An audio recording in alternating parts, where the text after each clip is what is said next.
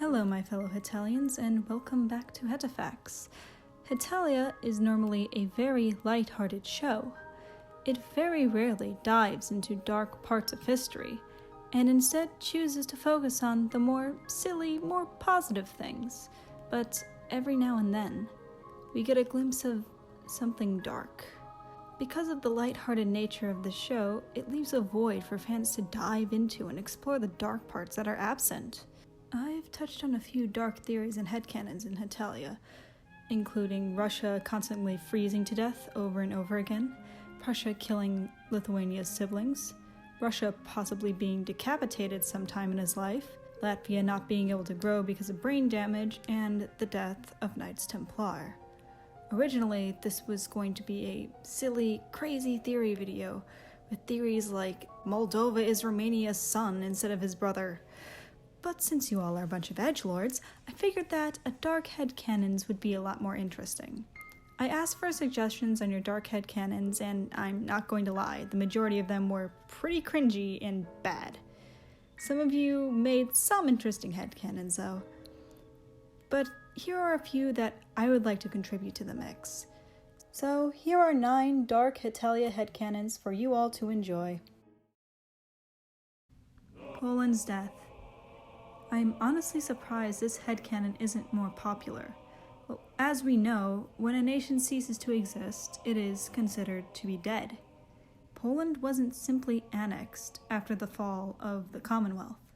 He was cut into 3 pieces with the intent of destroying the Polish nation once and for all. Since Poland disappeared for 130 years, technically he should have been considered dead, or possibly disappeared or in a coma. Something along these lines is mentioned in his character bios about how Poland comes back like a phoenix, and how he often describes himself as being like a phoenix. A phoenix is known for being reborn after it dies. This doujin really emphasizes what that would be like in this situation. I'll put a link in the description below. Of course, Poland came back, but much different from other nations that died before him. But this may allude to what happened to the Holy Roman Empire and how he turned into Germany, further connecting another theory about there being 2 Polands. But since the Polish identity then is strongly connected to the Polish identity now, I would think that they would be the same person. We also know that nations can visit other nations as ghosts. So, here you have Poland, he's dead. What do you think he would do as a ghost? Oh, come on, we all know where this is going. He would scare the hell out of Lithuania, who probably felt incredibly guilty about what happened. And that is another story. But Poland being gone for over a century, he would probably be very confused, waking up after missing the entire Industrial Revolution and being incredibly freaked out. Perhaps this would lead him to believe he needed someone to help him get readjusted to this new life. And when that person refused, he felt alone and abandoned. Perhaps that made him a bit angry. He felt like he had been robbed of 130 years of his life, and he couldn't handle the fact that his friends were moving on without him. Switzerland's scar is from his mercenary days. From the early modern period to the Age of Enlightenment, mercenaries from Switzerland were hired out by many different countries to fight in their wars. The Swiss soon had a monopoly on military for hire, but this ended with Switzerland's military isolationism later on. In Hetalia, we see Switzerland doing mercenary work for Austria and quite a few others. Sure, they might have looked ridiculous, but these men were not to be messed with. They were ferocious and brutal in battle. It can be assumed that that scar on his chest is from those mercenary days. And this may also be the reason behind Switzerland's strong commitment to neutrality. Since Switzerland is a mountainous area and has trouble growing crops, he had to turn to mercenary work in order to get money for his country. He didn't have the option to be a peaceful country that just grows crops for a living. Since he spent the majority of his childhood and his adolescence fighting for other people, he he has decided that he never wants to fight again, nor get caught in other people's conflicts ever again. So, he cut himself off from the rest of Europe, claimed neutrality, and has been a hermit ever since. Shock therapy. I'm surprised no one else has thought of this before, and it would make for such an amazing concept.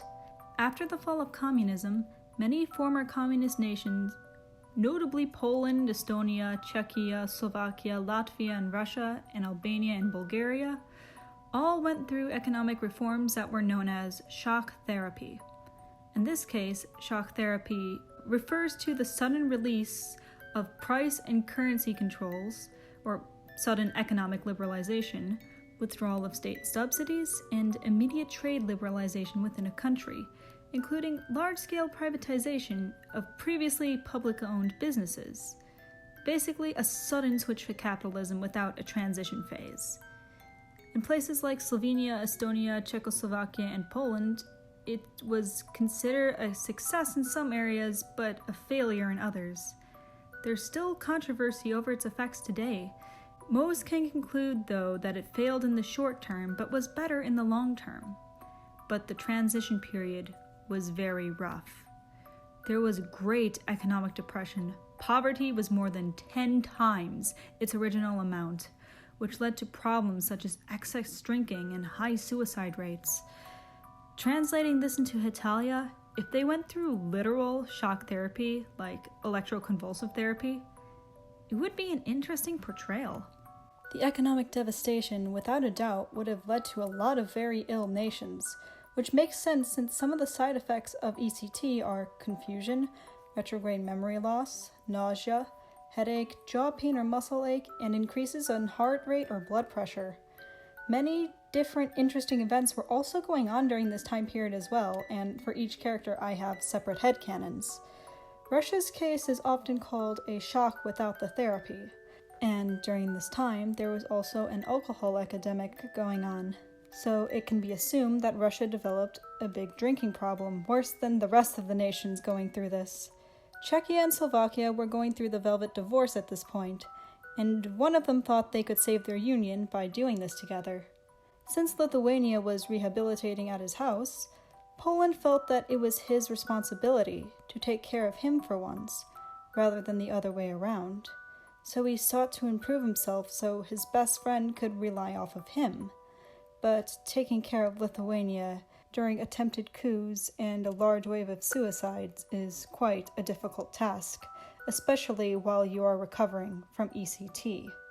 Romania was the one who drove Bulgaria to all the appointments, but Bulgaria probably chickened out halfway through the treatments. Latvia was one of the few to receive memory loss as a result of shock therapy. Latvia's spaciness could be the result of shock therapy as well. This led to Estonia feeling responsible for Latvia's condition and watching after him for a while. Yeah, you can tell this was one of my planned fanfictions, but I didn't think it would get enough attention for the work I would put into it, so I scrapped it. But it is, nevertheless, a very interesting concept that I would like to see more of. The Ottoman Empire's impact on Bulgaria. One thing that Bulgaria is known for is nodding his head when he means no, and shaking his head when he means yes. It is said that this tradition comes from the days of the Ottoman Empire, when the Ottomans were threatening Christians in the area.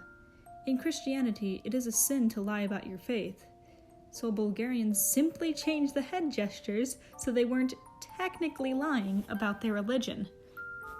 While they were allowed to at least practice their faith, Christians in the Ottoman Empire still suffered great persecution, especially during its decline. This included social exclusion and persecution, very high taxes, and forced labor.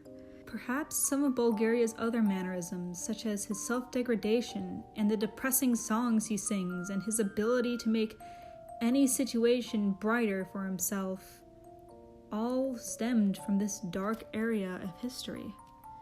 That's what he learned from living as a Christian under the Ottoman Empire. He had to learn to look at the bright side of things, otherwise it was going to be a very, very dark time. he had to come up with some method to cope. And after constantly being degraded for his religion, it got into his head that he really was inferior.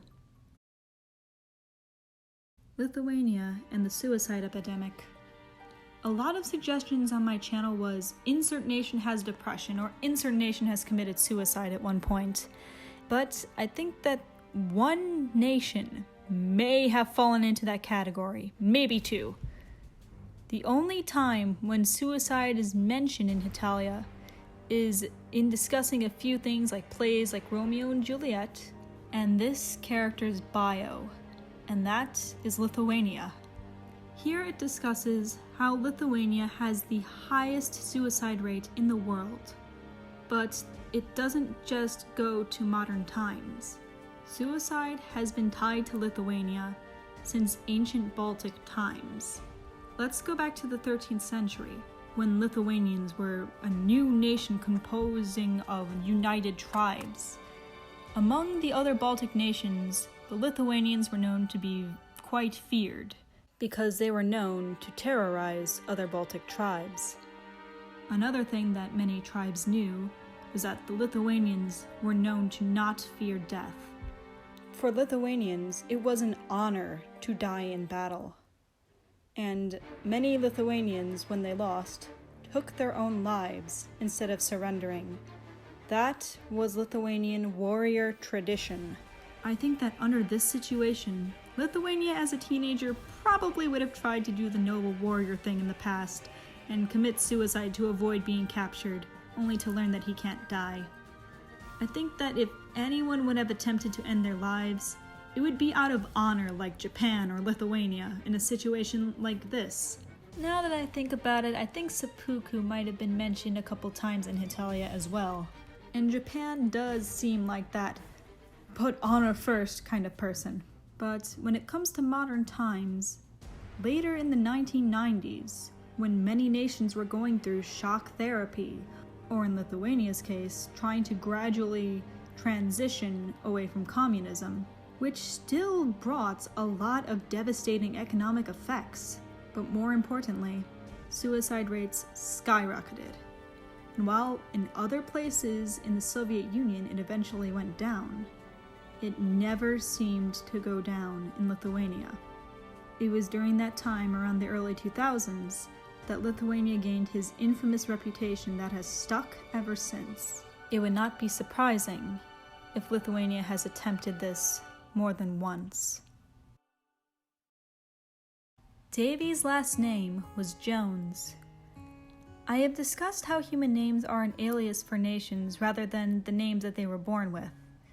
This means that the nations probably chose their names instead of having them be given to them. My headcanon is that while choosing his name, America remembered his dear childhood friend. To honor him, America took Davy's last name, which happened to be Jones. Italy Venetiano is fading away. Many people seem to think that if any one of the Italy brothers were to fade away, it would be Romano, since Venetiano is the main character. Romano is no longer his own country, and Venetiano seems to do all the real country stuff. But what if it was actually Venetiano that was fading away and Romano taking over?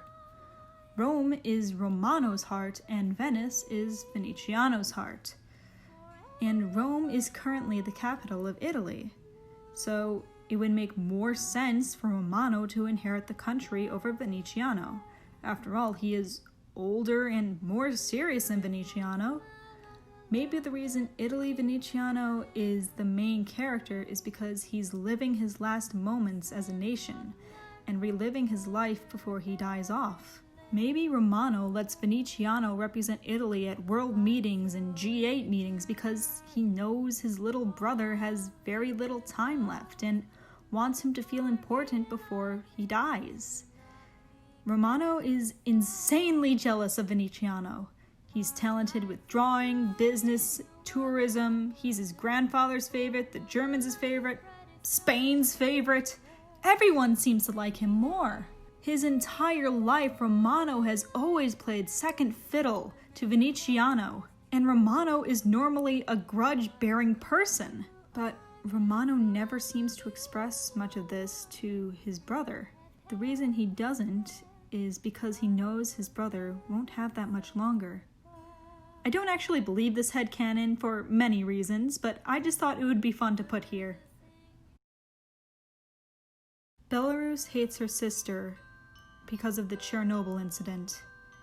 Chernobyl was the plant on the border between Ukraine and Belarus that had a notably catastrophic meltdown, and thus resulted in a lot of environmental damage. Even though the fallout took place near Pripyat, Ukraine, the radiation spread affected Belarus more than it did Ukraine. Many more places in Belarus became contaminated and had to be evacuated. A fifth of Belarusian territory was affected by the Chernobyl disaster. As a result of this incident, both sisters had to be quarantined, and both definitely suffered the effects of radiation poisoning. And Belarus still strongly blames her sister for her irresponsibility that continues to negatively impact her. Prussia's role in World War II. While Germany may have not been indoctrinated into Nazi ideology, his brother may not have been the same. After all, Prussia has the right kind of personality and attitude that would latch onto this ideology of being superior to others, conquering other lands in the name of improving the nation, and the move towards authoritarianism, which Prussians held as a part of their ideology for quite some time. This philosophy was one that allowed the people to be free but ultimately respect authority no matter what. Also, the biggest stereotype of Prussians was that they were warmongers. We can see this throughout Prussia's character songs, his attitude, and his behavior up until modern day where he has mellowed out. After the Poisonschlag, he may have been hesitant at first. After all, Hitler was an Austrian, and we know how Prussia feels about Austrians.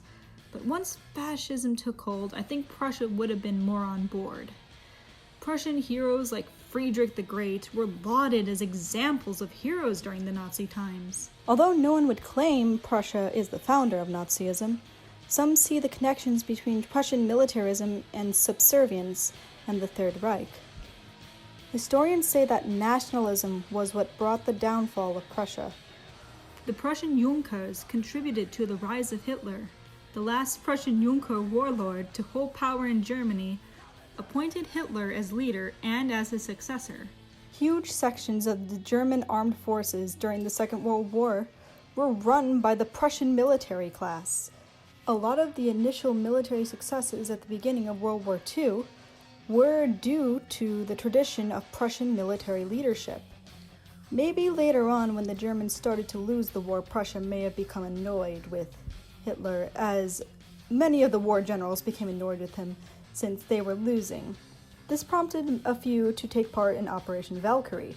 It's not like they opposed his belief system, it's just that he was leading them to many military defeats.